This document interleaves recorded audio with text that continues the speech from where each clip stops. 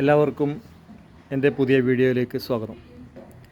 ഇന്ന് ഞാൻ കാണിക്കാൻ വേണ്ടി പോകുന്നത് വർഷങ്ങളായി ഞാൻ ചെയ്തു വരുന്ന ഒരു കൃഷിയാണ്. നമ്മൾക്കതിലേക്ക് പോകാം.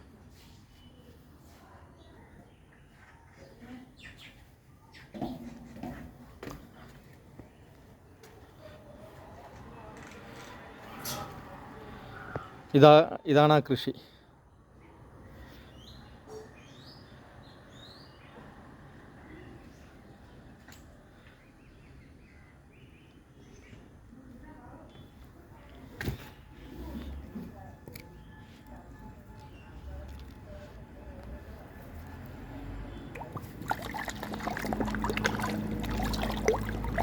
മനസ്സിലായോ എന്താണെന്ന്? മത്സ്യകൃഷി.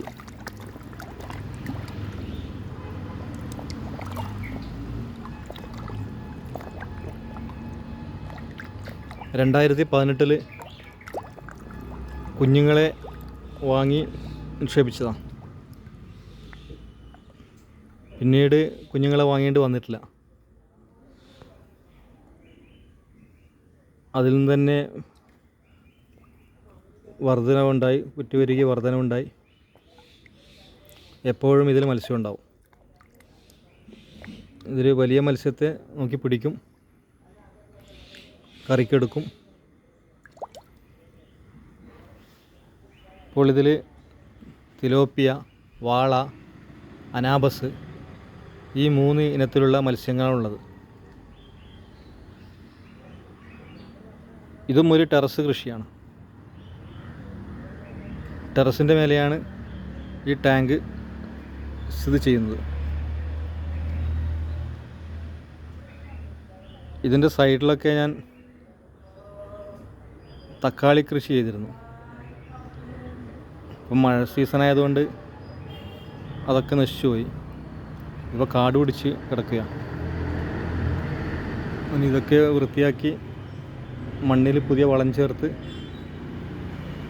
തക്കാളി കൃഷി വീണ്ടും തുടങ്ങണം. ഇടയ്ക്കിടയ്ക്ക് ടാങ്കിൽ നിന്നും മത്സ്യത്തെ പിടിക്കും. നമ്മുടെ വീട്ടിലെ ആവശ്യത്തിന് വേണ്ടിയാണ് പിടിക്കുന്നത്. വലിയ സൈസൊക്കെ കിട്ടും. അടുത്ത മത്സ്യം പിടിക്കുന്ന വീഡിയോ ഞാൻ ഇടാം. പിന്നെ വെള്ളത്തിൻ്റെ pH, ടെമ്പറേച്ചർ, ഇങ്ങനെ പലതും എപ്പോഴും ശ്രദ്ധിക്കണം. pH 7.5 നിലനിർത്തുവാൻ ശ്രദ്ധിക്കുക.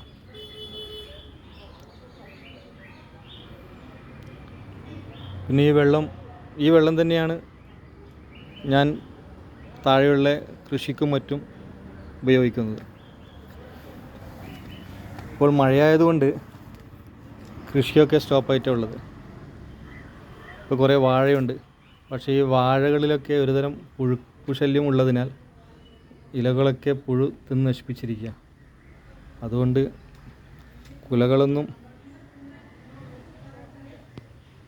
വാഴക്കുലകളൊന്നും അത്ര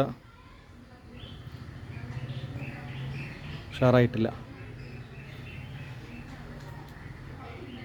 പിന്നെ കപ്പ കൃഷിയുണ്ട്. വീടിൻ്റെ പരിസരത്തൊക്കെ ഇപ്പോൾ വാഴയാണുള്ളത് കൂടുതലും. ഇനി ആവശ്യമില്ലാത്ത വാഴകളൊക്കെ മുറിച്ച് മാറ്റി പുതിയ കൃഷി തുടങ്ങണം. അപ്പോൾ അടുത്ത വീഡിയോ മത്സ്യം പിടിക്കുന്ന വീഡിയോ ഞാൻ ഇടാം. ഓക്കെ, എന്തുണ്ട് എൻ്റെ മത്സ്യകൃഷി? ഇനി അടുത്ത വീഡിയോയിൽ കാണാം. ഓക്കെ.